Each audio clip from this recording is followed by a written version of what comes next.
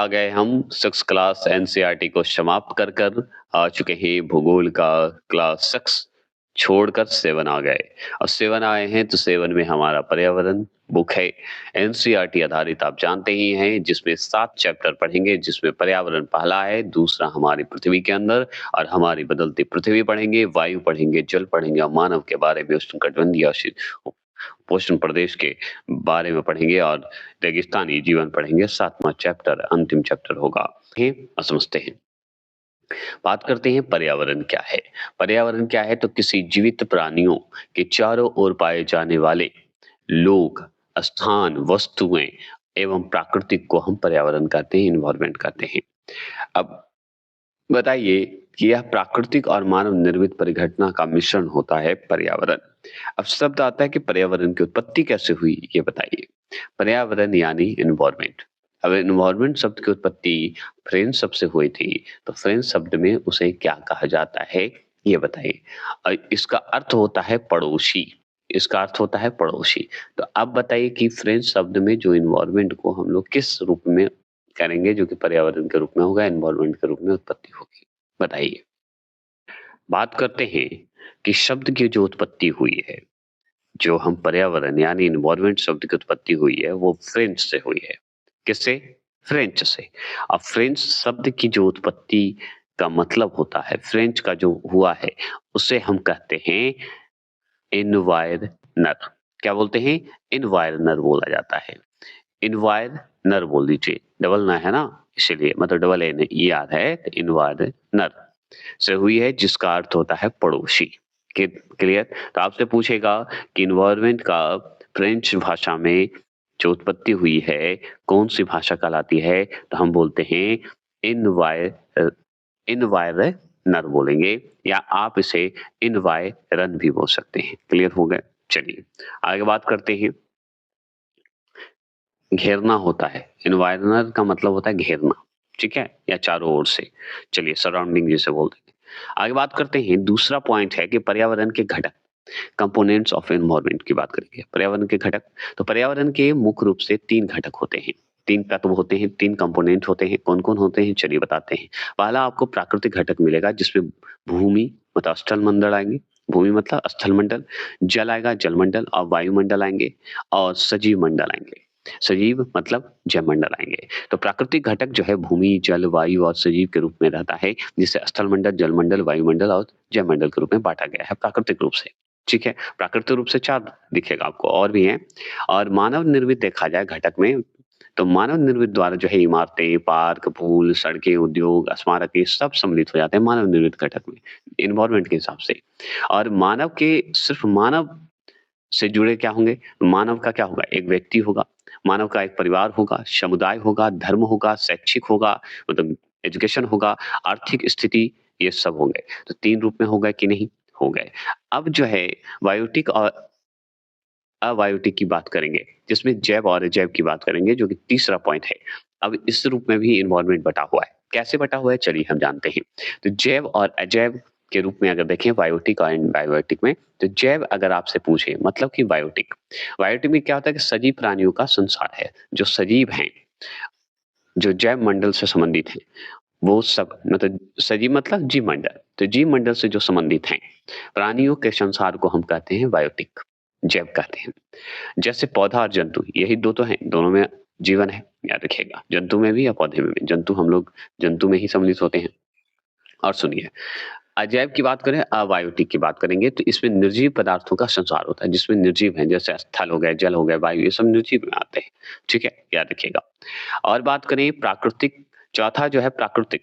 पर्यावरण के क्षेत्र के रूप में हम देखेंगे तो प्राकृतिक पर्यावरण के क्षेत्र के रूप में जैसे स्थल मंडल पढ़े जल मंडल पढ़े वायुमंडल पढ़े जैव मंडल पढ़े तो इसमें भी अब छोटे छोटे पार्ट में बांटेंगे जैसे स्थल मंडल का मतलब आ जाएगा मतलब जिसपे भूमि को कहते हैं स्थल मंडल मतलब पृथ्वी की ठोस ऊपरी परत को हम स्थल मंडल कहते हैं हमें यहाँ वन घास और स्थल मतलब वन का घास का स्थल और कृषि के लिए भूमि प्रदान करते हैं स्थल मंडल पे तो प्राकृतिक रूप से भी हमारे लिए सही है ना इन्वायरमेंट जल मंडल के हिसाब से अगर देखा जाए तो जल अगर नहीं होगा तो नॉर्मल बात है हमारा कोई अच्छा सा स्रोत नहीं होगा, फसल नहीं होगा, प्यास नहीं मिटेगी, है ना?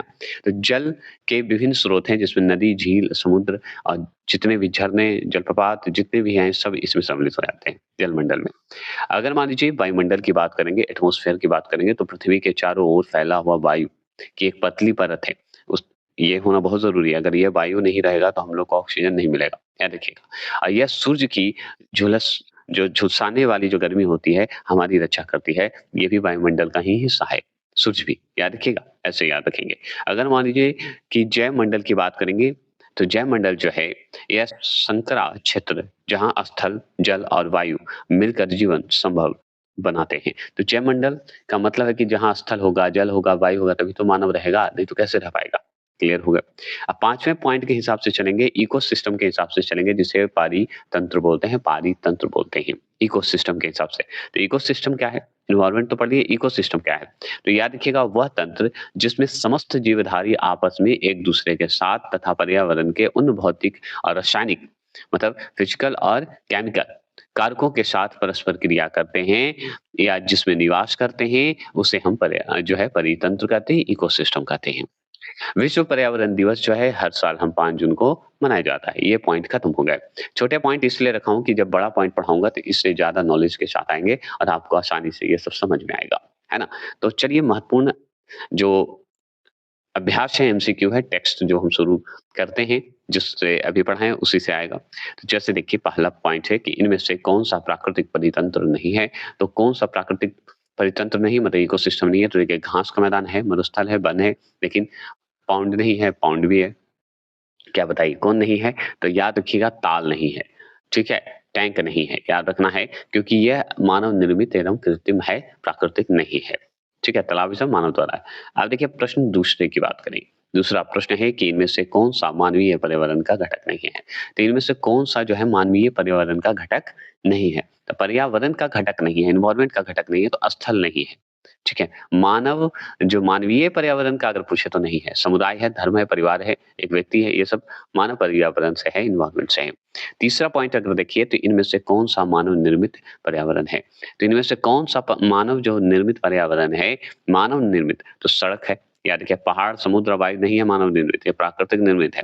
अगर चौथे प्रश्न की बात करें, जैवमंडल की बात करेंगे, जैवमंडल मतलब कि आप बता सकते हैं जैवमंडल को क्या बोलते हैं?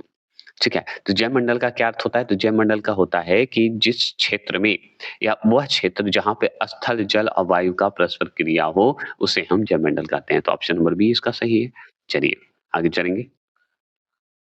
5वां पॉइंट क्या है सुन लीजिए। 5वां पॉइंट बोलता है विश्व पर्यावरण दिवस कब मनाया जाता है? तो हम बताएँगे 5 जून को मनाते हैं, कौन नहीं जानता? अगर मान लीजिए आपसे यही सवाल पूछे कि छठा बताइए पृथ्वी के चारों ओर फैली वायु की परत को क्या कहते हैं? तो वायु की परत जहाँ फैलेगी वायुमंडल कहलाएगी, कौन नहीं जानता? जल जहाँ रहेगा वहाँ जलमंडल कहलाएगा, जहाँ भूमि रहेगा स्थल कहलाएगा, जैव जो मानव जहाँ पे रहते हैं मतलब जीव-जंतु जहाँ पे रहते हैं, पौधे रहते हैं उसे कहते हैं जलमंडल, है ना? बात करते हैं 7वां प्रश्न है अजैव। अजैव पर्यावरण की बात करेंगे मतलब अबायोटिक पर्यावरण का उदाहरण कौन-सा है? तो अजैव मतलब होता है भूमि, ठीक है? भूमि। याद रखिए देखिए पशु, पौधे, मनुष्य ये सब जो है जैव आएँगे, बायोटिक में आएँगे। देखिए अबायोटिक में भूमि आएँगे, भूमि पे है, समुद्र आ जाएगा, ये सब अबायोटिक में आ जाएगा। क्योंकि ये सब बोलते नहीं है ना, ठीक है? चिल्लाते नहीं है, याद रखिएगा। प्रश्न नंबर 8 वस्तु विनिमय पद्धति का क्या अर्थ है? वस्तु विनिमय पद्धति का क्या अर्थ है बता सकते हैं? तो हम बताएँगे कि वस्तुओं की अदला-बदली, ठीक है? का व्यापार जिसमें धन का प्रयोग नहीं होता है, उसे हम वस्तु विनिमय पद्धति बोलते हैं। समझ गए? जिसमें धन का प्रयोग नहीं होता है, लेकिन वस्तु का अदला-बदली हो सकता है। चलिए, बात करते हैं 9वें प्रश्न का। 9वां प्रश्न है एनवायरनमेंट। शब्द की उत्पत्ति जो है किस भाषा में हुई है? तो फ्रेंच भाषा में ही है और फ्रेंच भाषा में हुई है तो उसे हम एनवायरनमेंट को फ्रेंच भाषा में क्या कहते हैं? तो हम बताएँगे एनवायरन कहते हैं या आप इसे एनवायरनर बोल सकते हैं। ठीक है? क्लियर हो गए। चलिए आगे चलते हैं 10वें प्रश्न की बात करते हैं। 10वां प्रश्न क्या है? 10वां प्रश्न है कि पादप एवं जीव-जंतु मिलकर किसका निर्माण करते हैं बता दीजिए? तो पादप मतलब पौधे और जीव-जंतु मिलकर जैवमंडल का निर्माण करेंगे, आप जानते हैं। ठीक है? क्लियर। दूसरे अध्याय की हम बात करेंगे, अध्याय की सारांश की बात करें, हमारी पृथ्वी की बात करेंगे, हमारी पृथ्वी के अंदर की बात करेंगे और समझेंगे। ठीक है? तो चलिए अब चलते हैं दूसरे अध्याय का हम पढ़ेंगे कक्षा 7 का हमारी पृथ्वी के अंदर की बात करेंगे। तो पृथ्वी की बात करेंगे तो पॉइंट देखिए पृथ्वी के परतें, लेयर ऑफ अर्थ की बात करेंगे, लेयर ऑफ अर्थ की बात करेंगे। किसकी बात करेंगे? किसकी बात करेंगे? लेयर ऑफ अर्थ की बात करेंगे। मतलब पृथ्वी एक प्याज की तरह है, पृथ्वी की परत जो है एक प्याज की तरह है, याद रखिएगा उसी में बटी हुई है, प्याज की तरह परत है, दिखेगा उसको, पृथ्वी हमारा। अब मुख्य रूप से इसको 3 परतें में बाँटी गई है, प्याज के रूप में है, 3 परत में बाँटी गई है। एक तो आपको क्रस्ट के रूप में बाँटी गई है जिसे पट्टी बोलते हैं। यह पृथ्वी की सबसे ऊपरी और सबसे पतली परत को कहते हैं, याद रखिएगा। जो कि आपको क्रस्ट पूछेगा, क्रस्ट किसका है? क्रस्ट मतलब पहला भाग होता है, याद रखिएगा, सबसे ऊपरी भाग होता है। मतलब सबसे ऊपरी भाग अगर पूछे तो क्रस्ट बोलिएगा और एक सबसे पतली परत भी होता है क्रस्ट, याद रखेंगे। प्याज की तरह होता है, ये भी हम जान गए। अब देखिए एक है महाद्वीपीय भाग में, यह जो है 35 किमी और समुद्र तल में केवल 5 किमी मोटी ही होता है। अगर महाद्वीपीय क्षेत्र में अगर देखिएगा तो 35 किमी आपको दिखेगा और समुद्री तल के अनुसार देखिएगा क्रस्ट का जो है तो केवल 5 किमी मोटी ही होती है। महाद्वीप की बात करें, अभी देखिए क्रस्ट के बारे में पढ़ना है तो अभी क्रस्ट पढ़ेंगे, उसके बाद मेंटल पढ़ेंगे। क्रस्ट के बारे में जानकारी और ले ले रहे हैं। तो क्रस्ट की बात करें तो पॉइंट नंबर 2 देखिए। पॉइंट नंबर 2 क्या है? 1 मिनट रुकिएगा। हाँ, क्रस्ट के हिसाब से देखें, प्रपट्टी के हिसाब से पॉइंट नंबर 2 देखिए कि महाद्वीप प्रपट्टी मतलब क्रस्ट मुख्य रूप से सिलिका और एल्यूमिनिया, ठीक है? सिलिका और एल्यूमिनिया से बना हुआ है। तो हमारा महाद्वीपीय जो प्रपट्टी है जिसे 35 किमी मोटा बोलते हैं, है ना? वो सिलिका और एल्यूमिनियम से मिलकर बना हुआ है। और सवाल पूछते हैं कि महासागरीय प्रपट्टी जो होते हैं, क्रस्ट जो होते हैं, सिलिका और मैग्नीशियम मतलब सीमा, मतलब जिसे इन दोनों को जोड़कर हम सीमा बोलते हैं, सी में, और एल्युमिनियम और सिलिका को जोड़कर हम सीएल बोलते हैं। सीएल बोला जाता है या सीएल बोलिए या सीआल बोलिए, ठीक है? याद रखिएगा। तो ये जो है याद रखिएगा महाद्वीपीय प्रपट्टी मुख्य रूप से सिलिका और एल्युमिनियम का मिला होता है और महासागरीय जो प्रपट्टी होते हैं, जो समुद्री तल का लेवल की बात करते हैं, उसे हम सीमा मतलब सिलिका और मैग्नीशियम मिलकर बनते हैं। क्लियर हो गए? स से सिलिका और में से मैग्नीशियम। चलिए अब परत की बात हो रही है तो दूसरा पॉइंट हम पढ़ेंगे। पृथ्वी की परत को बाँटा गया प्याज के रूप में जिसमें पहला हम ऊपरी भाग सबसे पहले पढ़े कौन-सा? परपट्टी। अब दूसरा पढ़ेंगे मेंटल। मेंटल जो है ये परपट्टी के ठीक नीचे की परत है। यानी कि परपट्टी जैसे ही ऊपरी है सबसे ऊपर उसके ठीक नीचे के भाग को हम मेंटल कहते हैं, जो कि 2900 किमी की गहराई तक फैला हुआ है। ये 2900 किमी गहराई तक ये फैला हुआ है कौन? मेंटल। अब मेंटल तो बस इतना ही जानिए, उसके बाद होता है तीसरा पॉइंट है क्रोड। क्रोड बोलिए या कोर बोलिए, ठीक है? क्रोड, कोर याद रखेंगे। तो यहाँ पे यह सबसे आंतरिक परत होती है। आंतरिक मतलब पृथ्वी का जो प्याज वाला हिस्सा आप देख रहे हैं, उसका सबसे निचला भाग को कहते हैं आंतरिक। आंतरिक परत है जिसकी त्रिज्या जो है लगभग 3500 किमी है, जिसकी त्रिज्या 3500 किमी है। यह मुख्य रूप से निकेल और लोहा मतलब निफे से बनी है। तो क्रूड जो तैयार होता है या बनता है या कोर जो बनता है, ये निकेल और लोहे से बनता है जिसे हम दोनों को मिला कर कहें निफे। निकेल का Na ले लीजिए और लोहे का Fe ले लीजिए। याद रखिएगा। चलिए इससे बनी होती है। लोहे का होता है रासायनिक मतलब जो सिंबल होते हैं वो Fe से इंडिकेट करते हैं इसलिए। यहाँ जो है तापमान और दाब बहुत अधिक होता है। कहाँ? कोर में। यहाँ पे बहुत अधिक होता है। इसलिए यहाँ पे संभवतः बहुत खतरनाक होता है पृथ्वी का। ये भाग अगर घुसा गया तो हम लोग का विनाश है। चलिए पॉइंट नंबर 2 है कि सैल एवं खनिज की बात करेंगे, रॉक और मिनरल की बात करेंगे। इससे क्या फ़ायदा होता है हम ये पढ़ेंगे। तो जैसे रॉक हो मतलब पत्थर हो या खनिज की बात करें तो याद रखना है कि पृथ्वी की प्रॉपर्टी बनाए या बनने वाले खनिज पदार्थ के किसी भी प्राकृतिक पिंड को हम सैल कहते हैं, जो प्राकृतिक रूप से तैयार किया हो गया हो, रॉक कहते हैं। याद रखिएगा। और सैल अगर बात करें तो 3 प्रकार के होते हैं, पत्थर जो हैं 3 प्रकार के होते हैं। अग्नेय सैल होते हैं, अग्नेय चट्टान होते हैं। याद रखिए अग्नेय जो होता है आगे अग्नेय जानते हैं, फिर शादी पढ़ेंगे, फिर कायांत्री पढ़ेंगे, ठीक है?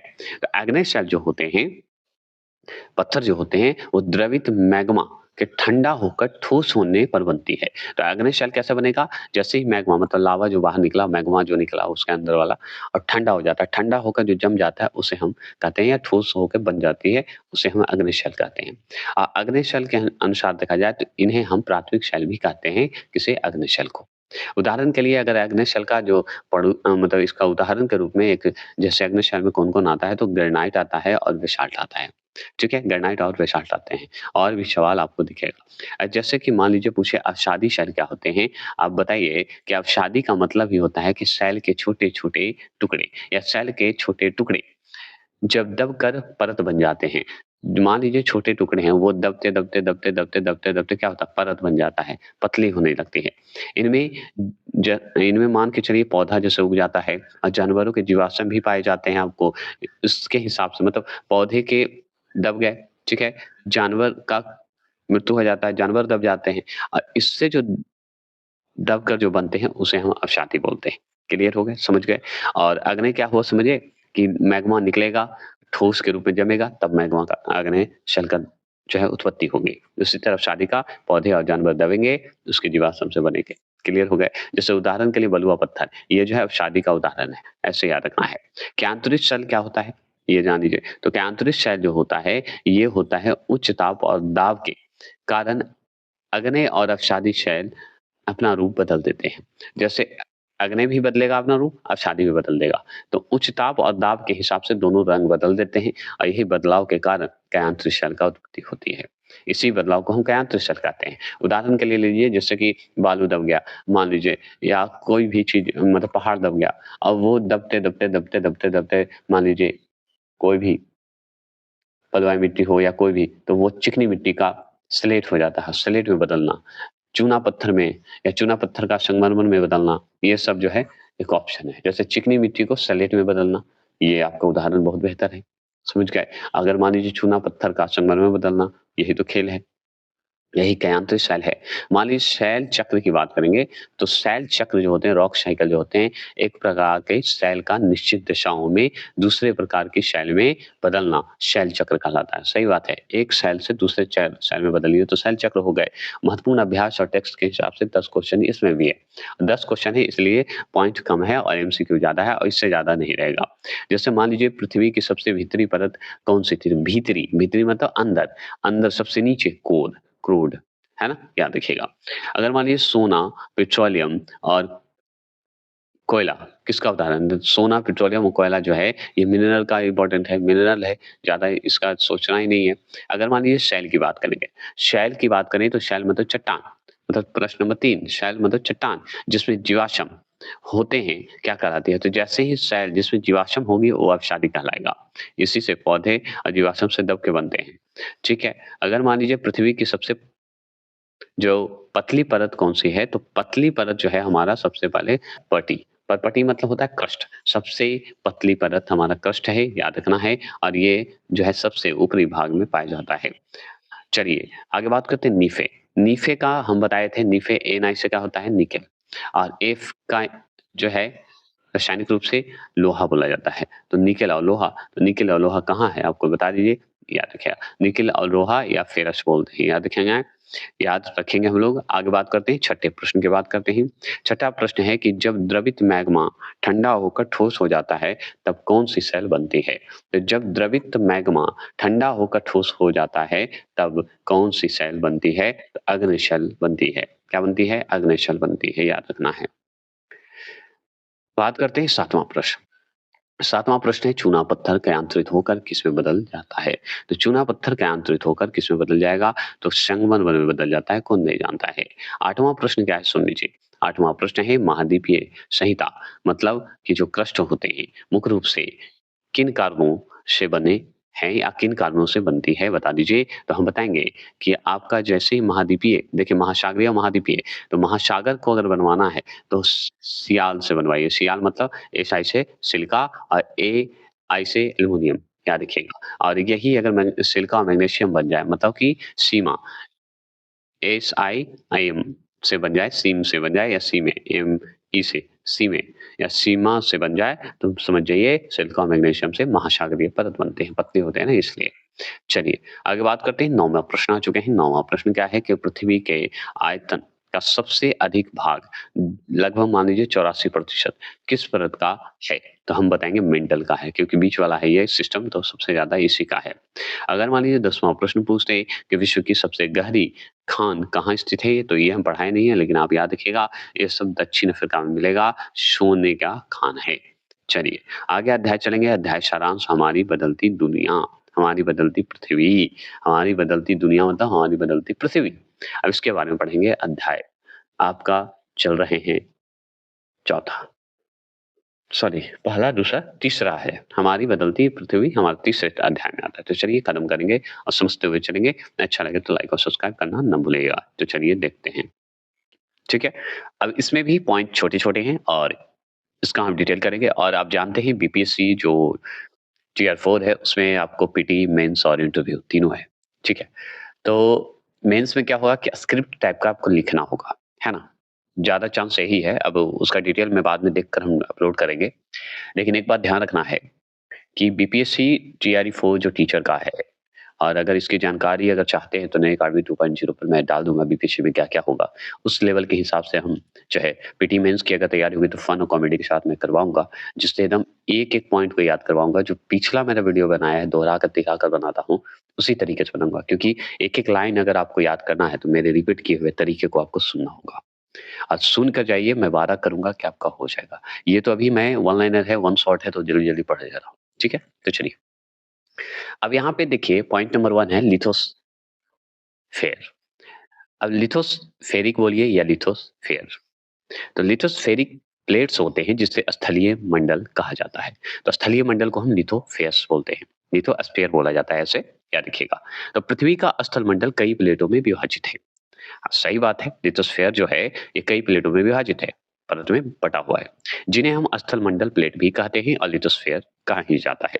स्थल मंडल को ही कहते हैं।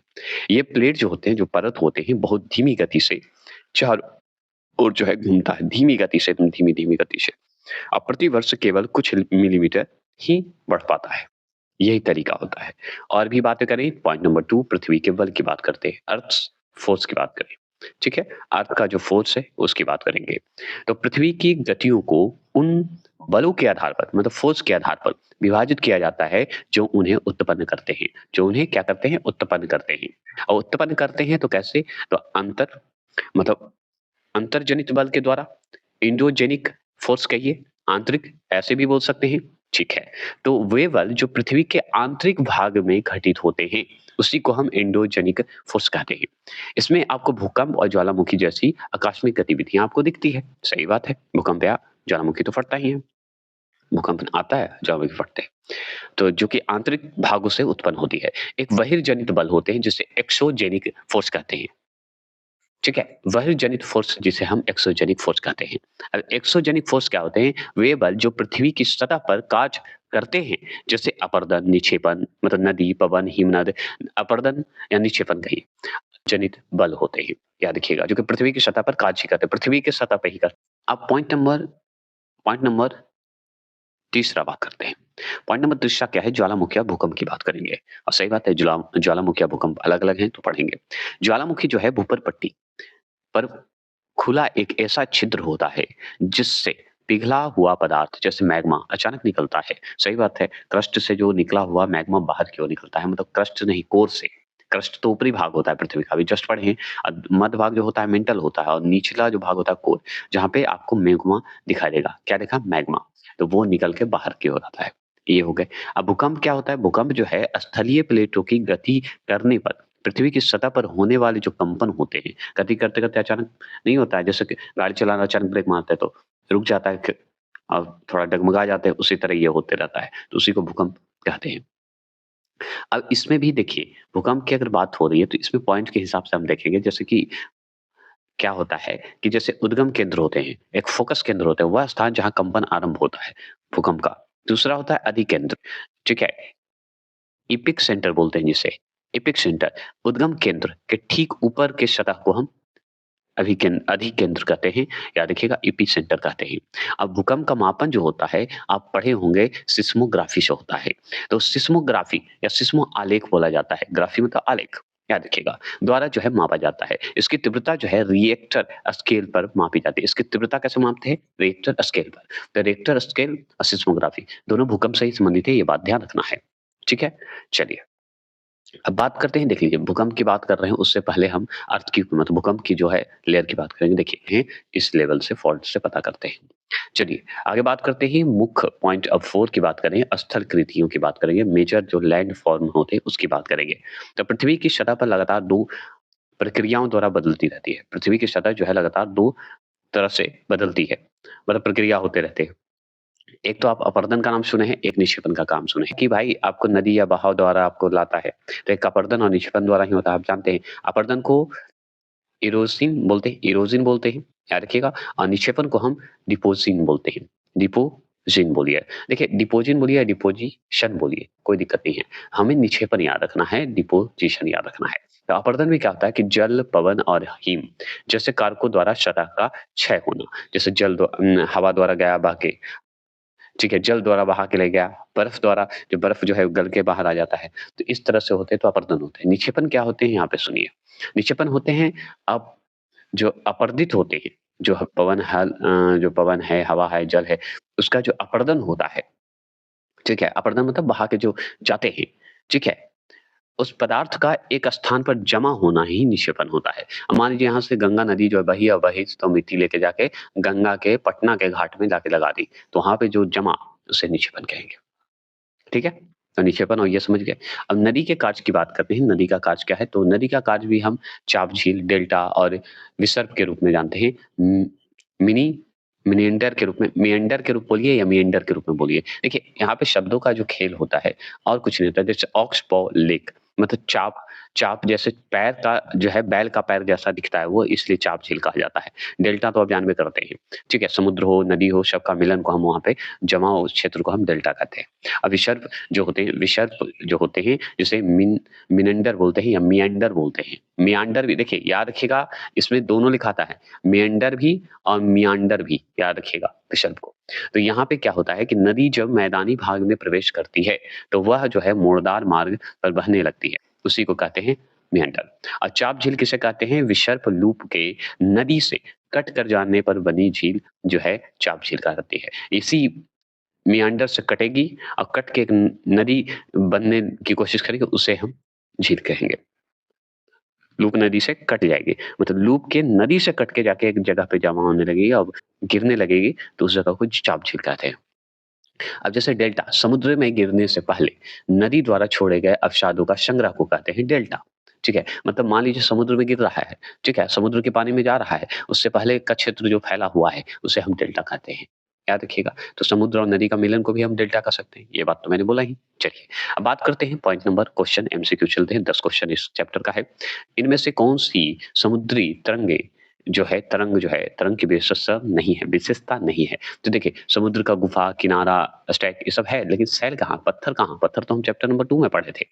हिमनद की निक्षेपण विशेषता क्या है? तो हिमनद का निक्षेपण होता है, निक्षेपण होगा ही, निक्षेपण को ही हम तो हिमोड़ कहेंगे। हिमोड़ मतलब कि जो बह कर आए, अपरदन द्वारा बह कर आकर एक जगह जमा होना, उसी को तो हम निक्षेपण कहते हैं। निक्षेपण की विशेषता यही है कि हिम मोड़ हो जाता है। हिम वहाँ से बहा, एक जगह जमा हो गया, तो यहाँ पे मोड़ हो गया। तो हिमोड़ कहिए, है ना?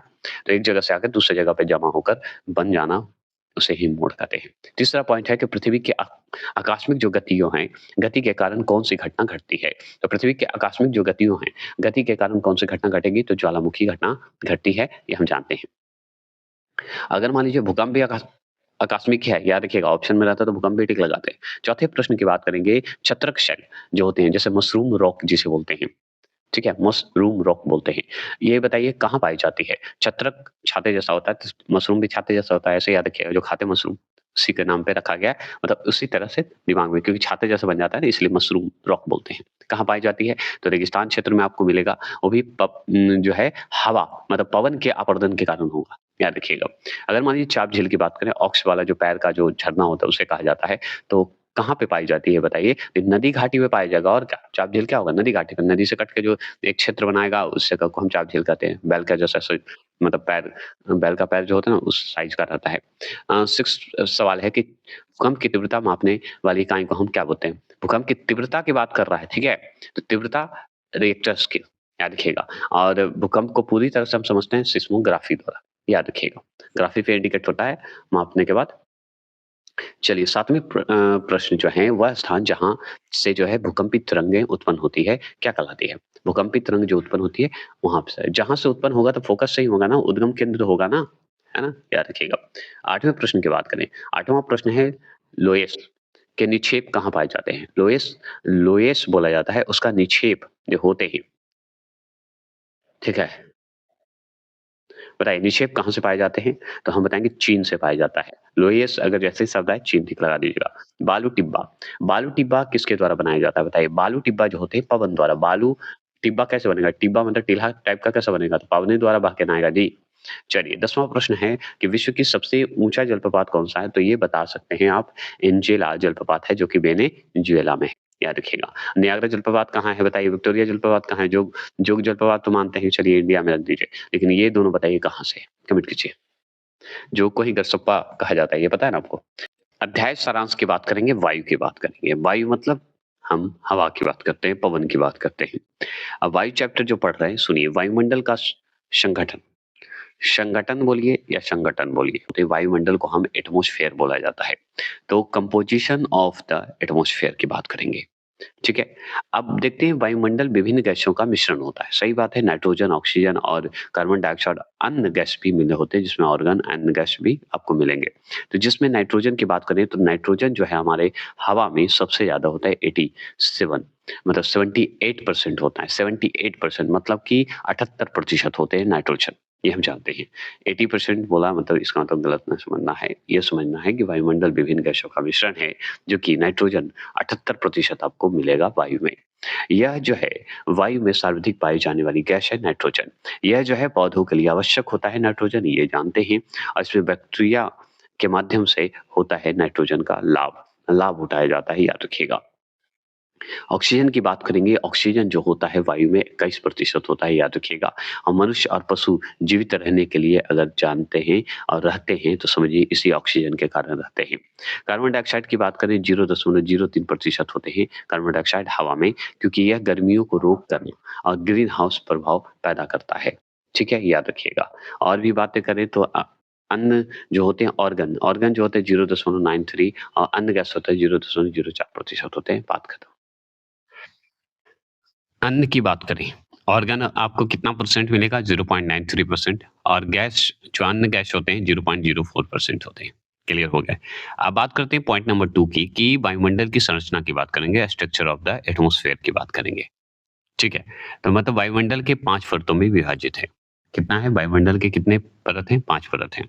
जिसमें आपको क्षोभमंडल दिखेंगे, ट्रोपोस्फियर बोलते हैं जिसे, याद रखना है। तो वायुमंडल के कितने परत होते हैं? 5 परत होते हैं, उसमें विभाजित किए जाते हैं जिसमें क्षोभ मंडल जो है जिसे हम ट्रोपोस्फियर बोलते हैं सबसे निचले परत होते हैं, याद रखना है। और मौसम की सभी घटनाएं जो होती है वर्षा कोहरा इसी में होता है। वर्षा और कोहरा जो होते हैं इसी में होते हैं, याद रखना है। समताप मंडल की अगर बात करें, स्ट्रेटोस्फीयर की बात करेंगे तो सुन लीजिए। समताप मंडल जो है यह बादलों में मुक्त होती है, याद रखना है। इसलिए हवाई जहाज उड़ने के लिए आदर्श होते हैं। यहाँ जो है ओजोन गैस की परत पाई जाती है, कहाँ? समताप मंडल में, जिसे स्ट्रेटोस्फीयर बोला जाता है। मध्यमंडल की अगर हम बात करेंगे तो मध्यमंडल जो है जिसे हम मेसोस्फीयर बोलते हैं, यह अंतरिक्ष से आने वाले उल्कापिंड इसी परत में चलते हैं, याद रखना है। अंतरिक्ष से आने वाले उल्कापिंड इसी परत से चलते हैं जिसे मेसोस्फीयर बोला जाता है। चौथे पॉइंट की बात करें वह वायुमंडल बोलिए या थर्मोस्फीयर बोलिए, वायुमंडल को बोला जाता है। इसमें आयन मंडल शामिल होते हैं, किसमें? वायुमंडल में। यह जो है रेडियो प्रसारण में मदद करता है, वायुमंडल, याद रखना है, जिसे आयन मंडल भी कहते हैं। एक होता है बहिर्मंडल। बहिर्मंडल जो होते हैं वो हैं एक्सोस्फीयर होते हैं। एक्सोस्फीयर का मतलब होता है कि सबसे ऊपरी पतली परत को कहा जाता है जहां हीलियम और हाइड्रोजन गैस हल्की गैस होती है। तब बहिर्मंडल में आपको हीलियम और हाइड्रोजन गैस आपको मिलेगी। क्लियर हो गए? अब चलते हैं, देख लीजिए जो है एक्सोस्फीयर जो है बहिर्मंडल को कहते हैं, जो कि सबसे ऊपरी और पतली परत है। सेकंड में आता मतलब ऊपर से चल रहे हैं हम, नीचे से अगर आप देखना चाहते हैं नीचे से तो देखिए ट्रोपोस्फीयर जो होता है ये क्षोभमंडल होता है, याद रखें है, जिसमें मौसम की घटनाएँ होती है। स्ट्रेटोस्फीयर जो है आप जानबे करते हैं, अभी पढ़ किए हैं, जिसे समताप मंडल कहते हैं, जिसमें जहाज-वहाज उड़ने की संभावना होती है। मेसोस्फीयर जो होता है आप जानते हैं, जिसे मध्यमंडल कहते हैं। और थर्मोस्फीयर जो होता है इसको कहते हैं वायुमंडल। वायुमंडल मतलब ये एक्सोस्फीयर से नीचे वाला, ठीक है? और एक्सोस्फीयर जो होता है एकदम बहिर्मंडल होता है, बाहर की ओर होता है, बहिर्मंडल। चलिए आगे बात करते हैं, पॉइंट नंबर तीसरे की बात करते हैं, मौसम एवं जलवायु की बात करते हैं। तो जो मौसम और जलवायु के हिसाब से तापमान, टेम्परेचर बहुत इंपॉर्टेंट है, क्योंकि टेम्परेचर इसलिए इंपॉर्टेंट है, सुन लीजिए, क्योंकि वायु में मौजूद ताप एवं शीतलता, शीतल या शीतलता, ठंडा की बात है, का जो है परिमाण मिलता है, याद रखना है। यहाँ और अगर मान लीजिए वायु में जो मौजूद ताप और शीतलता मिले, उसी को हम तापमापी से मापते हैं, याद रखना है, जिसे थर्मोमीटर से कहते हैं, नापते हैं। अगर मान लीजिए पूछा जाए कि वायु दाब क्या होता है? वायु दाब तो पृथ्वी की सतह पर वायु के भार द्वारा लगाए गए दाब को हम वायु दाब कहते हैं, जो कि समुद्र स्तर पर वायु दाब सर्वाधिक होते हैं। कहाँ पे होते हैं? समुद्र तल पर। अगर पवन की बात करेंगे, हवा की बात करेंगे, तो उच्च दाब क्षेत्र से जो है निम्न दाब क्षेत्र की ओर जो बहती है या वायु गति करती है, उसी को कहते हैं पवन, याद रखना है। आगे मान लीजिए ह्यूमिडिटी की बात करें, आर्द्रता की बात करेंगे, तो याद रखिए वायु में जलवाष्प की मात्रा अगर हो जाए तो उसे आर्द्रता कहते हैं, ह्यूमिडिटी। या जब यह संघनित हो जाए या घनत्व में हो जाए, डेंसिटी के रूप में हो जाए, तो हम उस और संघनित होकर जो बादलों के रूप में हो जाए और वर्षा होने लगे, या वर्षा के रूप में हो जाए, मतलब बादलों की तरह होता है ना, मतलब बर्फ की तरह घिर जाए ह्यूमिडिटी के रूप में और एक वर्षा के रूप में होती है, तो याद रखिएगा उसे हम आर्द्रता में सम्मिलित करते हैं। अब इसका एमसीक्यू की बात करेंगे तो देखिए वायुमंडल की कौन-सी परत जो है हवा जहाज उड़ाने के लिए सबसे आदर्श है, बता दीजिए? तो हम समताप मंडल को जानते हैं, याद रखिएगा समताप मंडल को हम कहते हैं स्ट्रेटोस्फीयर।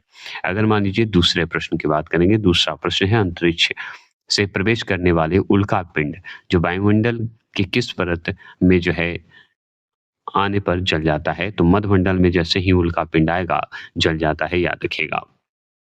तीसरे प्रश्न की बात करेंगे, तीसरा प्रश्न है वायुमंडल की परतों में जब हम ऊपर जाते हैं, तो वायु दाब पर क्या प्रभाव पड़ेगा? तो जैसे ही ऊपर जाएगा तो वायु दाब घटता है, बढ़ेगा नहीं, नीचे आएगा तो वायु दाब बढ़ेगा, जो भी होगा, ठीक है? याद रखना है कि प्रश्न नंबर 4 जब वृष्टि वृष्टि वृष्टि तरल रूप में पृथ्वी पर आता है, तो उसे हम क्या कहते हैं? बता दीजिए? तो वर्षा कहते हैं। अब कोई भी वृष्टि कहिए या आप आर्द्रता कहिए, ठीक है? आर्द्रता संघनित रूप से आ रहा है, तरल रूप से नीचे पृथ्वी पर आएगा तो हम वर्षा ही कहेंगे। चलिए आगे बात करते हैं। आगे बात करेंगे कि 5वां प्रश्न है वायुमंडल में सर्वाधिक मात्रा में पाए जाने वाला गैस कौन-सा होता है? तो सर्वाधिक मात्रा में पाए जाने वाला जो है हमारा नाइट्रोजन है, 78% है, ऑक्सीजन 21% है और ये 0.03% है। आर्गन जो है 093 है। अगर मान लीजिए 6 प्रश्न की बात करेंगे, ओज़ोन गैस की जो है परत हमें किन हानिकारक किरणों से बचाती है? तो ओज़ोन गैसों से बचाती है। क्या बचाती है? तो ओज़ोन गैस तो है, ओज़ोन जो बचाती है यूवी किरण से बचाती है, पराबैंगनी किरणों से बचाती है, याद रखना है। ओज़ोन कहाँ होगा? समताप में होगा, है ना? चलिए आगे बात करते हैं कि ग्रीन हाउस गैस के रूप में किसे जो है जाना जाता है? तो ग्रीन हाउस के रूप में हम कार्बन डाइऑक्साइड को जानते हैं, याद रखिएगा। आगे चलेंगे 8वें प्रश्न की बात करेंगे। 8वां प्रश्न है वायु दाब को मापने वाले यंत्र को हम तापमान भी कहते हैं। ये गलत है, क्योंकि ताप को मापने वाले चीज़ को हम तापमान भी कहते हैं, वायु को मापने वाले वायु दाब मापी कहते हैं, बैरोमीटर कहते हैं। क्या कहते हैं? बैरोमीटर कहते हैं, याद रखना है। चलिए आगे बात करते हैं। 9वां प्रश्न क्या है? 9वां प्रश्न है क्षोभमंडल की औसत ऊँचाई कितनी होती है? तो क्षोभमंडल की औसत ऊँचाई अगर पूछे तो 13 किमी होती है। ये भी जान लीजिए। अगर वर्षा के 3 प्रकार में कौन-सा शामिल नहीं है? तो वर्षा के 3 प्रकार होते हैं, जिसमें शामिल कौन-सा नहीं है? तो हिमपात जो है वर्षा में शामिल नहीं होता है, या वर्षा के रूप में आता है। प्रकारों के मुख्य 3 ऊपरी दिए गए हैं, लेकिन ये वर्षा के रूप में नहीं आता है, हिमपात होते हैं। याद रखिए खाली हिमपात है, हिम आर्द्रता की बात होता है। संवहनी वर्षा होती है, पर्वतीय वर्षा होती है, चक्रवाती वर्षा होती है। हिमपात वर्षा नहीं होती है, सिर्फ वर्षा के रूप में। अध्याय सारांश की बात करें जिसमें जल हम पढ़ेंगे तो जल की बात करेंगे तो सुनिए। जल चक्र की बात करें, वाइटल साइकिल की बात करेंगे तो सुनिए। जिस प्रक्रम में जल लगातार अपना स्वरूप बदलता रहता है और महासागरों, वायुमंडलियों मतलब वायुमंडल एवं धरती के बीच चक्कर लगाता है, उसे ही जल चक्र कहते हैं। मतलब जिस प्रक्रम में जल लगातार अपना स्वरूप बदलता रहता है और महासागरों, वायुमंडल एवं धरती के बीच जो चक्कर लगाता है, उसे ही जल चक्र कहते हैं, वाटर साइकिल कहा जाता है। अगर मान लीजिए वाष्पीकरण की बात करें, तो वाष्पीकरण पूछेगा तो सूर्य के ताप के कारण जो जलवाष्प बनाना, वो भी हमारा वाष्पीकरण कहलाता है। संघनन, संघनन जो होते हैं जलवाष्प का ठंडा होकर बादलों के रूप में होना संघनन कहलाता है या संघनित कहलाता है। वर्षण क्या कहलाता है? वर्षण कहलाता है वर्षा, हिम या ओस के रूप में नीचे गिरना, उसे हम वर्षण कहते हैं। आप देख सकते हैं, ठीक है? द वाटर साइकिल है, ठीक है? चलिए आगे चलते हैं। जल का वितरण की बात करते हैं। जल का वितरण क्या है? तो सुन लीजिए, जल का वितरण जो पॉइंट नंबर 2 है, वो पृथ्वी की सतह पर 3/4 भाग पर जो है जल से ढका हुआ है हमारा पृथ्वी की सतह अगर पूछे 3/4 भाग जल से ढका हुआ है। लवणीय जल भी होते हैं, अलवणीय जल भी होते हैं, जिसमें नमक वाले होते हैं, नमक ना होने वाले होते हैं। तो लवणीय जल जो होते हैं, वो महासागरों और समुद्रों का जल खारा होता है, याद रखिएगा, जो कि सोडियम क्लोराइड के कारण होते हैं। तो लवणीय जल जो होते हैं, याद रखिएगा, महासागरों और समुद्रों का जल खरा होता है, सोडियम क्लोराइड के कारण होता है। अगर मान लीजिए अलवणीय जल जो होते हैं, जिसे हम फ्रेश वाटर बोलते हैं, जो नदी, ताल, सोते और हिमनद इसके मुख्य स्रोत हैं। पृथ्वी पर इसका जो है केवल 2.7% जल ही अलवणीय है। तो 2.7% जल ही अलवणीय है, याद रखना है। अगर मान लीजिए पूछा जाए कि तीसरा प्रश्न क्या है? महासागरीय परिसंचरण बताइएगा। महासागरीय परिसंचरण क्या है? बताएँगे। ओशियन जो है सर्कुलेशन जिसे बोलते हैं, याद रखना है। तो जैसे महासागरीय जल कभी शांत नहीं रहता। इसकी गति को हम 3 भागों में बाँट सकते हैं। 3 भाग में बाँटते हैं। 3 भाग में जैसे तरंग के रूप में, वेव के रूप में बाँटते हैं, ज्वार-भाटा, टाइड्स के रूप में बाँटते हैं, याद रखना है। तो तरंग के बारे में अगर मान लीजिए एक और है बताएँगे, तो आगे बात है तरंग की बात करेंगे, तो जब महासागरीय सतह पर पवन चलती है, तो तरंगें उत्पन्न होती है और जिसे हम सुनामी के रूप में जानते हैं। तो सुनामी एक विशाल ज्वारीय तरंग है, याद रखिएगा। अगर मान लीजिए महासागर में ज्वार-भाटा उठता है, तो ज्वार-भाटा उठता है तो क्यों? दिन में 2 बार नियम से महासागर जो जल है, महासागरीय जल का उठना और गिरना लगा हुआ है और ये सूर्य और चंद्रमा की शक्तिशाली जो गुरुत्वाकर्षण बल है, इसके कारण होता है ज्वार-भाटा। उसमें एक बृहद ज्वार-भाटा आता है, एक लघु ज्वार-भाटा आता है। बृहद ज्वार-भाटा जो है पूर्णिमा और अमावस्या में आता है, याद रखिए पूर्णिमा और अमावस्या के दिन आता है और अगर लघु ज्वार-भाटा जो है जब चाँद और सूर्य एक दूसरे के समकोण रहते हैं, तब आता है लघु ज्वार। तो लघु ज्वार से उतना हानि नहीं है जितना बृहद ज्वार से है। अब देखिए महासागरीय धाराएँ की बात करेंगे। महासागरीय धारा जो है आपको ओशियन करेंट्स की बात करेंगे। निश्चित दिशा में बहने वाली जलधारा कहलाती है महासागरीय धाराएँ। याद रखिएगा, गर्म धाराएँ और ठंडी धाराएँ होती है। ये तीसरे पॉइंट के हिसाब से आप समझ सकते हैं। तो गर्म धाराएँ जो हैं भूमध्य रेखा के पास उत्पन्न होती है, जैसे गल्फ स्ट्रीम में होता है गर्म जलधारा। अगर ठंडी जलधारा जो है ध्रुव से निम्न अक्षांशों की ओर बहती है, निम्न अक्षांश की ओर याद रखिए लैटीट्यूड की तरफ बढ़ती है, तो जैसे लेब्राडोर है। क्या है? लेब्राडोर है। याद रखना ठंडी जलधारा। अगर मान लीजिए महत्वपूर्ण एमसीक्यू की बात करें तो पहला प्रश्न क्या है कि वह प्रक्रम जिसमें जल लगातार अपने स्वरूप को बदलता रहता है, क्या कहलाता है? तो जल चक्र कहलाता है। क्या कहलाता है? जल चक्र कहलाता है। अगर मान लीजिए दूसरे प्रश्न की बात करें, दूसरा प्रश्न है समानतः गर्म महासागरीय जलधाराएँ कहाँ उत्पन्न होती है? तो गर्म महासागरीय जलधाराएँ जो होती है, ऑप्शन नंबर बी भूमध्य रेखा के निकट होती है। अगर मान लीजिए तीसरे पॉइंट की बात करेंगे, तीसरा पॉइंट है कि दिन में 2 बार नियम से महासागरीय जल का उठना और गिरना क्या कहलाता है? तो ज्वार-भाटा कहलाता है। चलिए ये भी बात क्लियर हो गए। अगर मान लीजिए चौथे प्रश्न की बात करेंगे, चौथा प्रश्न है विश्व जल दिवस कब मनाया जाता है? तो हम बताएँगे 22 मार्च को मनाते हैं, ये बात ध्यान रखना है। अगर मान लीजिए 5वें प्रश्न की बात करेंगे, 5वां प्रश्न है महासागरीय जल की लवणता का मुख्य कारण क्या है? बताइएगा सोडियम क्लोराइड है जिसे साधारण नमक कहा जाता है। ये भी क्लियर हो गए। छठे प्रश्न बताइए सुनामी किस भाषा जो है किस भाषा का शब्द है बता दीजिए? तो सुनामी मतलब जापानी भाषा का शब्द है, याद रखिएगा इसका अर्थ होता है पोताश्रय तरंग कहते हैं। पोताश्रय तरंग कहा जाता है, वेव कहा जाता है।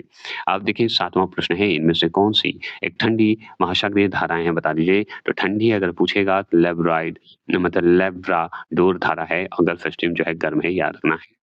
जस्ट पढ़े थे। 8वां प्रश्न क्या है बता दीजिए? 8वां प्रश्न आपके स्क्रीन पर है, तो 8वां प्रश्न है पृथ्वी पर जो है मौजूद जल का कितना प्रतिशत महासागरों में पाया जाता है?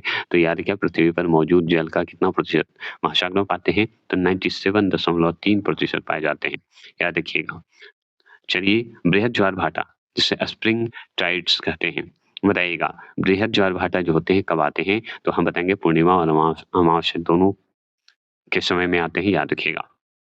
10वां प्रश्न है कि सबसे गर्म महासागरीय जलधारा कौन-सी है? तो सबसे गर्म जो महासागरीय है गर्म धारा वो है हमारा गल्फ स्ट्रीम है, याद रखना है। क्लियर हो गए? चलिए अब मानव पर्यावरण अन्योन क्रिया जिसमें हम मानव के मतलब हम पढ़ेंगे कि उष्णकटिबंधीय रूप से और शीतोष्णकटिबंधीय रूप से मानव का पर्यावरण कैसा है, एनवायरनमेंट कैसा है। तो जैसे मान लीजिए कि आप उष्णकटिबंधीय प्रदेश की बात कर रहे हैं तो अमेज़न बेसिन में जो जीवन होते हैं वो पाते हैं क्योंकि उष्णकटिबंधीय प्रदेश है। तो यह क्षेत्र जो है भूमध्य रेखा के 10 डिग्री नॉर्थ से लेके 10 डिग्री साउथ के बीच स्थित है हमारा अमेज़न बेसिन। अगर पूछे अमेज़न बेसिन की जलवायु की बात करेंगे, उष्णकटिबंधीय प्रदेश में जलवायु का जो महत्व है वो सुनिए। यहाँ का मौसम पूरे वर्ष गर्म और नम रहता है। पूरे वर्ष गर्म और नम रहता है। यहाँ लगभग प्रतिदिन वर्षा होता है। कहाँ? अमेज़न में प्रतिदिन वर्षा होता है उष्णकटिबंधीय में। अगर मान लीजिए पूछे वर्षा वन की बात करेंगे, वर्षा वन तो यहाँ इतने घने वन पाए जाते हैं कि धूप जो है ज़मीन तक नहीं पहुँच पाती है। कौन? अमेज़न में। याद रखिएगा वर्षा भी होती है, अमेज़न में धूप भी नहीं पहुँचती है इतना वर्षा होने के बाद भी। ठीक है, वर्षा होती रहती है। इतने घने होने के कारण सूखा प्रकाश भी नहीं जाते। यहाँ जो है लेब्रोमी क्या बोलिएगा? लेब्रोमी बोल रहा हूँ। ब्रोमीलियाड याद रखिए ब्रोमीलियाड जैसे परजीवी पौधे हैं, याद रखना है और टुकन, टुकन जैसे पक्षी पाए जाते हैं। तो ब्रोमीलियाड जो हैं जैसे परजीवी पौधे हैं और टुकन जैसे पक्षी पाए जाते हैं।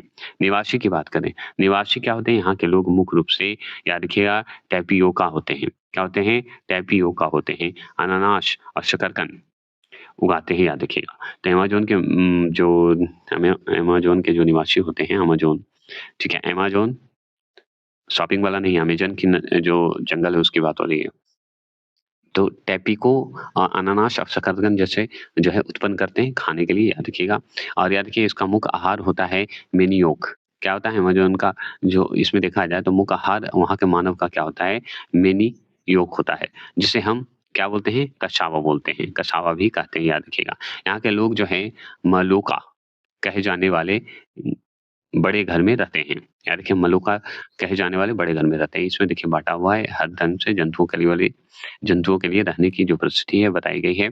अगर मान लीजिए दूसरे पॉइंट के देखें तो गंगा ब्रह्मपुत्र बेसिन के जीवन की बात करें जो कि उपोष्णीय प्रदेश के होते हैं। उष्णकटिबंधीय तो पढ़ लिए, गंगा ब्रह्मपुत्र बेसिन जो होंगे वो होंगे उपोष्णीय। अमेज़न हो जाएगा उष्णकटिबंधीय प्रदेश। याद रखना है तो देखिए यहाँ बेसिन जो है भारतीय उपमहाद्वीप में 10 डिग्री नॉर्थ से लेके 30 डिग्री नॉर्थ अक्षांश के बीच ही स्थित होगा, याद रखिए नॉर्थ में होगा। इसकी विशेषता क्या है गंगा ब्रह्मपुत्र बेसिन के जीवन में मानव के लिए? तो विशेषता है कि यहाँ गंगा और ब्रह्मपुत्र की सहायक नदियाँ और उपजाऊ मैदान और हिमालय के पर्वत और सुंदर वन डेल्टा शामिल हैं, याद रखिएगा। और बात करें कृषि के क्षेत्र में अगर देखा जाए तो गंगा यमुना का, तो यहाँ का मुख्य फसल धान है मतलब चावल है अ, क्योंकि यहाँ वर्षा अधिक होती है। इसके अलावा जो है इसके अलावा आप सोच लीजिए क्या होगा? गेहूँ होगा, मक्का होगा, ज्वार होगा और नकदी फसल जो बेच के खाने वाला जैसे गन्ना और जूट उगाए जाते हैं। याद रखने वाली बात है हमारे भारत में गंगा ब्रह्मपुत्र क्षेत्र में जिधर गंगा ब्रह्मपुत्र है उधर। वनस्पति की बात करेंगे तो वनस्पति की बात करें गंगा ब्रह्मपुत्र के मैदानों में सागवान, सखुआ के पेड़ और पीपल के पेड़ प्रसिद्ध हैं, पाए जाते हैं। और डेल्टा क्षेत्र में मैंग्रोव वन से घिरा हुआ है। तो मैंग्रोव वन से घिरा हुआ है डेल्टा क्षेत्र और सखुआ, पीपल और सागवान यहाँ गंगा ब्रह्मपुत्र के मैदानी क्षेत्र में इम्पोर्टेंट है। वन्य जीव की बात करेंगे तो वन्य जीव यहाँ पे देख लीजिए क्या है? तो यहाँ हाथी, बाघ, हिरन और एक सींग वाला गैंडा जो कि असम में पाया जाता है। और नदी के साफ अगर नदी के साफ जल में जो है अंधी डॉल्फिन पाई जाती है जिसे सूसू बोलते हैं, अंधी डॉल्फिन पाई जाती है। ये भी क्लियर हो गए। टुकन क्या है? बता दीजिए। टुकन क्या है बता देंगे? टुकन एक पक्षी है, याद रखना है। और मेनी योक का जो है मेनी योक जो होते हैं कहाँ का मुख्य भोजन होता है? तो अमेज़न का है, याद रखिएगा। ठीक है? मेनी योक। आगे बात करते हैं तीसरा प्रश्न क्या है सुन लीजिए। तीसरा प्रश्न है कि कोलकाता किस नदी के तट पर स्थित है? कोलकाता जो है हम बताएँगे हुगली नदी के तट पर स्थित है, याद रखने वाली बात है। मलुका मलुका शब्द का क्या अर्थ है बता दीजिए? तो मलुका शब्द जो है एक विशेष प्रकार का घर है जिसकी छत तीव्र तीव्र ढलान वाली होती है। अगर मान लीजिए 5वें प्रश्न की बात करेंगे, 5वां प्रश्न क्या है सुन लीजिए। तो एक सींग वाला गैंडा मुख्य रूप से कहाँ पाया जाता है? एक सींग वाला गैंडा तो हम बताएँगे ब्रह्मपुत्रा के मैदान में पाया जाता है जो कि काज़ीरंगा में है, याद रखिएगा।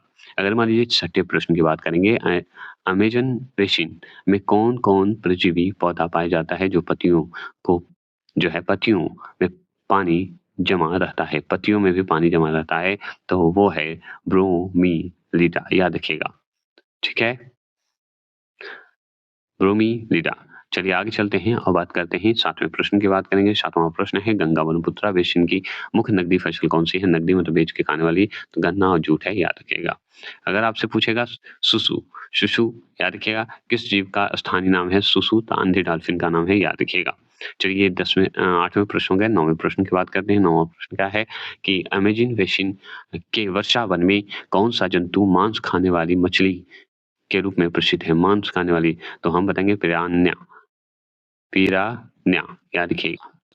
अगर मान लीजिए आपसे 10वां प्रश्न पूछते हैं, 10वां प्रश्न है कि सुंदरबन डेल्टा का निर्माण जो है, किन नदियों द्वारा किया जाता है? सुंदरबन डेल्टा का निर्माण जो है किन नदियों द्वारा होता है? तो गंगा, ब्रह्मपुत्र द्वारा होता है, याद रखिएगा। अब चलिए 7वें टॉपिक है जो है अध्याय सारांश रेगिस्तान में जीवन और ये हो जाएगा खत्म 7th क्लास का। अब अध्याय जो अंतिम है रेगिस्तान में जीवन। तो रेगिस्तान में जीवन है जी चलिए हम खत्म करते हैं। रेगिस्तान में जिसे डेजर्ट बोलते हैं, डेजर्ट क्या है? तो यह एक शुष्क क्षेत्र है जिसकी विशेषताएँ अत्यधिक उच्च या निम्न तापमान पर होती है, याद रखना है। उच्च या निम्न तापमान जिसे कहते हैं, कम वनस्पति और बहुत कम वर्षा, जिसे 25 सेमी से कम है। तापमान के आधार पर ये 2 प्रकार के होते हैं। कितने प्रकार के होते हैं? 2 प्रकार के होते हैं। गर्म रेगिस्तान जैसे सहारा जिसे कहा जाता है, ठंडा रेगिस्तान जिसे हम लद्दाख कहते हैं, याद रखना है। 2 होते हैं, गर्म और ठंडे होते हैं जो कि गर्म में सहारा को टिक लगाइएगा, ठंडा में लद्दाख को। गर्म रेगिस्तान जो सहारा है, उसके बारे में चलिए जानते हैं।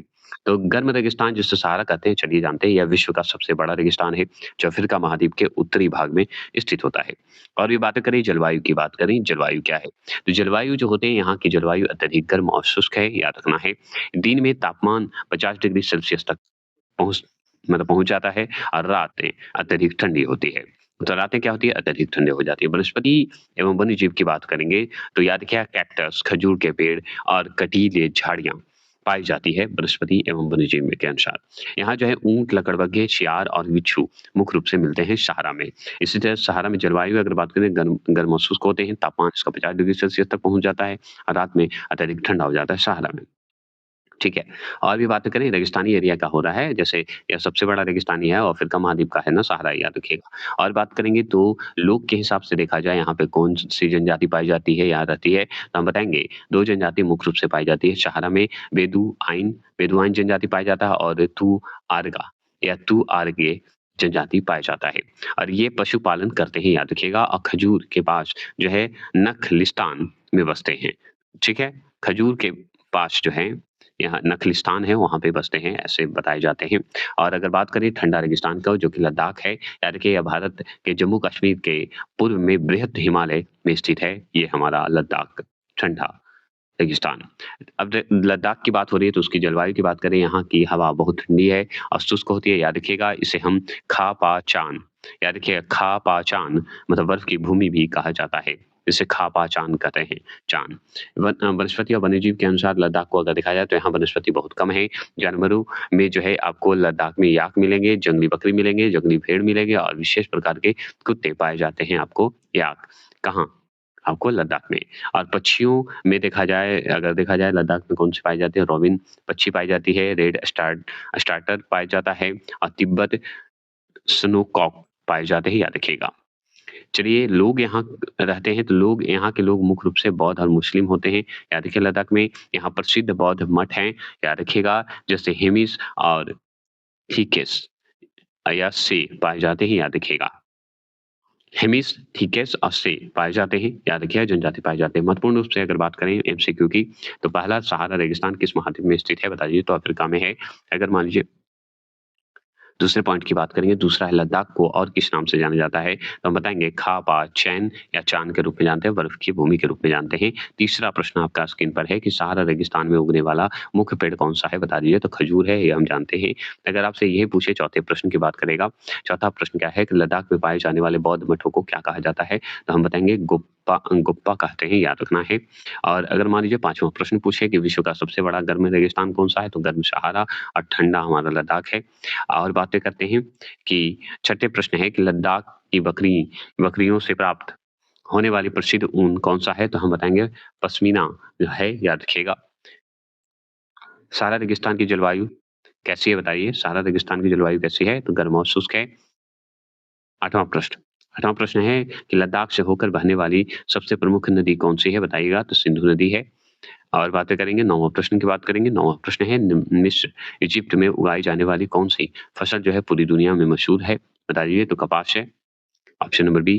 अगर मान लीजिए 10वां प्रश्न पूछे, 10वां प्रश्न क्या है? रेगिस्तान की सबसे प्रमुख विशेषता क्या है? बताइए। रेगिस्तान की सबसे प्रमुख विशेषता क्या है? बता सकते हैं? तो अल्प वर्षण, कम वर्षा वाला क्षेत्र।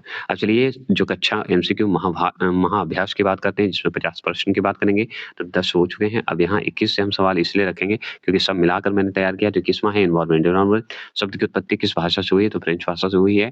पृथ्वी की सतह, यहाँ पे देखिए पृथ्वी की सतह की सबसे ऊपरी परत को क्या कहते हैं? तो ऊपरी परत को हम परपट्टी कहते हैं, क्रस्ट कहते हैं, याद रखना है। और 23वां प्रश्न है महाद्वीप। महाद्वीपीय जो क्षेत्र है, मुख्य रूप से किन खनिजों से बनी है? महाद्वीप की बात करेंगे। महाद्वीप का जो क्षेत्र है, तो सिलिका एल्युमिनियम से मिलकर बना है, याद रखिएगा।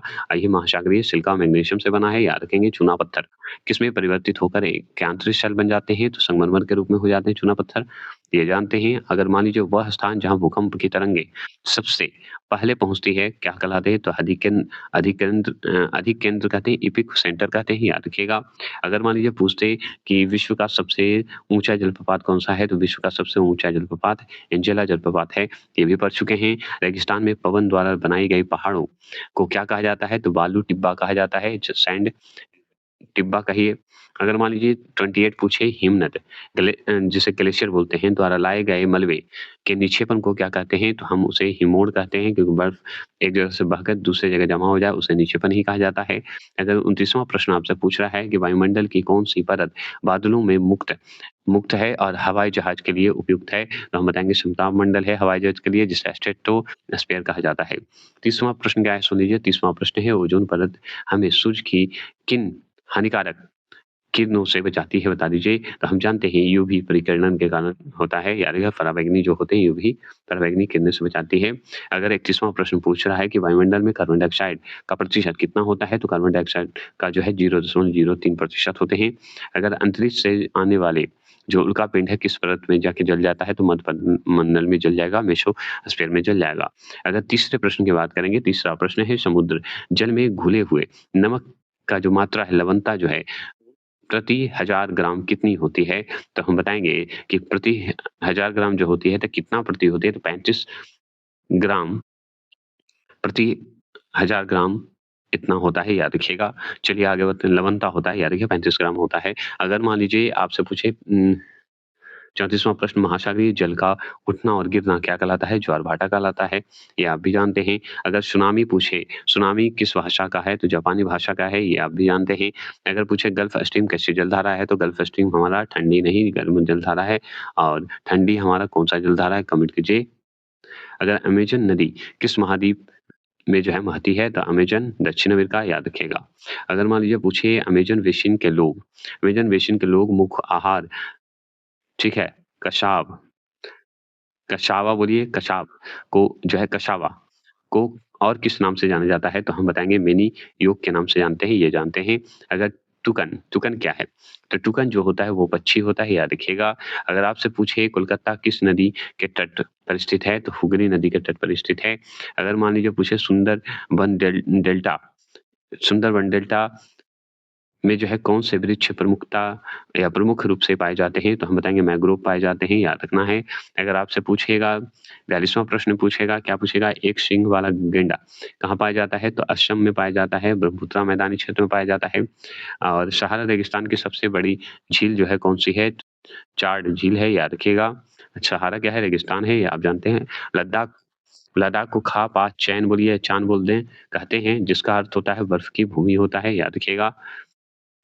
आपसे पूछेगा 45वां प्रश्न है, क्रिकेट का सबसे अच्छा बल्ला किस पेड़ के लकड़ी से बनता है? याद रखिएगा, तो हम बताएँगे बिल्लों से बनता है।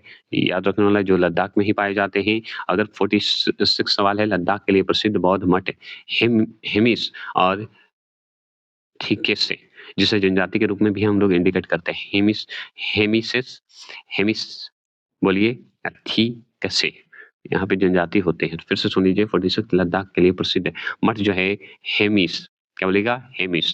और क्या बोलिएगा? ठीक से, क्या कहलाता है? तो ये गुप्पा कहलाते हैं, याद रखने वाली बात है। ठीक है, आगे चलिए। 47 प्रश्न आपके स्क्रीन पर है कि सहारा जो है रेगिस्तान में रहने वाले जनजाति जो है तू आरे, ठीक है? तो आरे का मुख्य कार्य क्या है बता दीजिए? तो ये है पशुपालन और व्यापार है, याद रखने वाली बात है। अगर पूछ लीजिए 48 सवाल आपसे पूछेगा वायुमंडल की सबसे बाहरी परत कौन-सी है? तो हम बताएँगे बहिर्मंडल होता है, याद रखने वाली बात है। एक्सोस्फीयर बोलते हैं। अगर पूछ लीजिए 49 सवाल आपसे पूछेगा, 49 सवाल क्या है? विश्व पर्यावरण दिवस कब मनाया जाता है? तो हम बताएँगे 5 जून को मनाते हैं। चलिए 50वां प्रश्न और अंतिम प्रश्न क्या है कि पृथ्वी के आयतन का सबसे बड़ा भाग जो है 84% 84% है, तो कौन-सा है बता दीजिए? तो मेंटल कहलाता है, याद रखिएगा। आयतन पृथ्वी के, याद रखिएगा। अब चलिए नेक्स्ट हम आएँगे कक्षा 8 का, जिसमें 5 अध्याय हैं, ये भी पढ़ के खत्म करेंगे, लेकिन अभी चलिए इसको देखते हैं और फिर मिलते हैं।